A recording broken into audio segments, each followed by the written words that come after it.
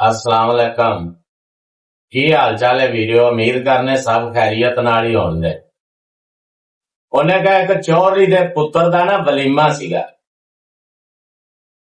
ते वलीमा शुरू हो गया ते खाने च नमक तेज हो गया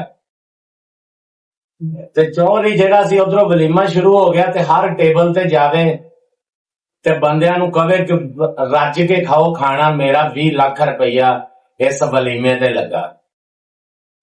इसे तरह करदे करदे तिन्ना चारा टेबलों ते गया ते जो तिन्ना चारा टेबलों ते पहुंचा ना ते पंजवें ते पहुंच के ते उन्हें एक फैसलाबादी बंदे दे मोढे ते हाथ रख के कहा भी रज के खाओ, मेरा इस वलीमे ते 20 लाख रुपया लगा।